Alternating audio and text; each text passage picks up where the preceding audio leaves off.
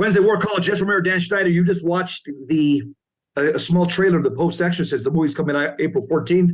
One of the things that I like is that Russell Crowe is part of the movie. Obviously, he read the script and he thought it was worth it. And I say this because, number one, he's an amazing actor. He's an A-list actor. And I think it's going to draw a lot of people to the movies, and they're going to say, who is Father Gabriel Amorth? What's this thing called exorcism and demons? In my opinion, Dan, I want to get your take. I think this dramatic story that obviously is embellished, there's going to be a lot of Hollywood artistic license, but I believe that it's going to start a national conversation about spiritual warfare, about the reality of angels and demons, and especially within the Catholic Church, it's going to start a conversation within the proper Catholic norms to keep ourselves protected from the diabolical. And so I think it's just a win-win situation for all of us. What say you, Dan?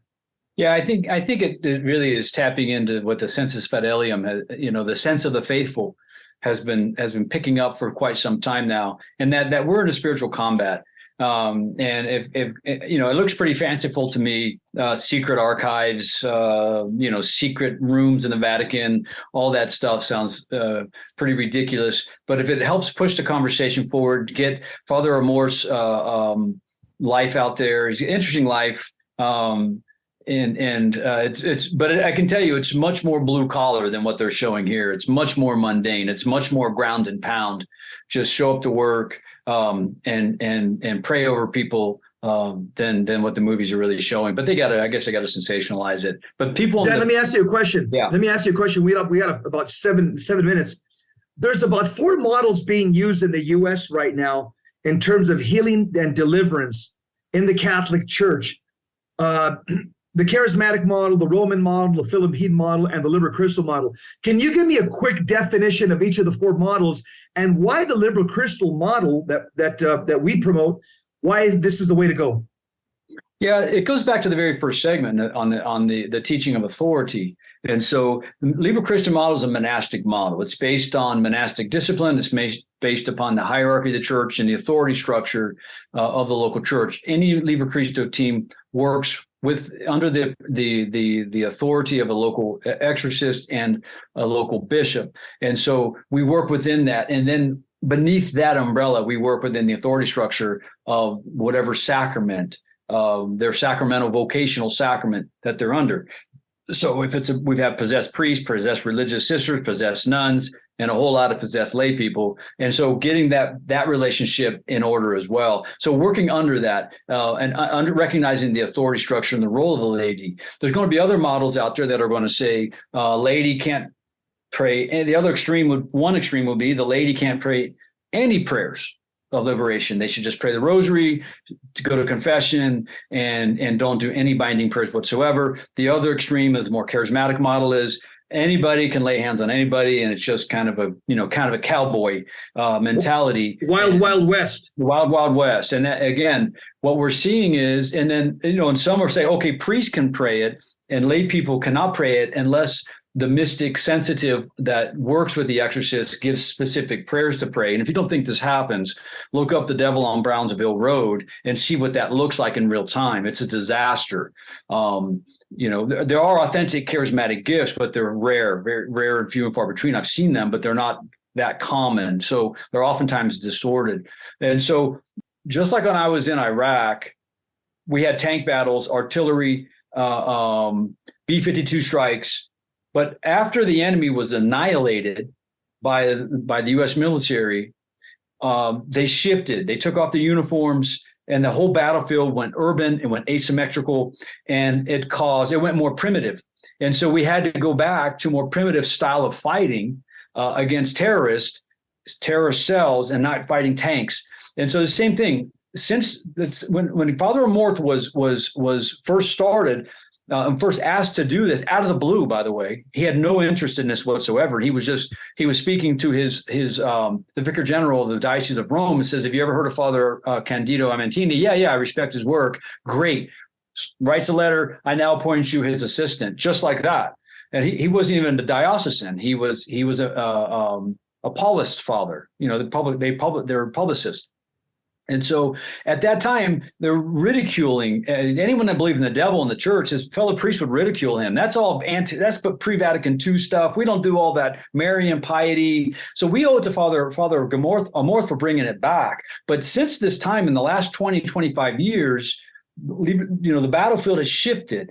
And so Father Amorth brings it back into the forefront. So people are seeing that this is real. It needs to happen. And now as the battle shifts, Father Ripperger is going to the next level with what's the right, proper way, according to tradition, and the safest way to handle this.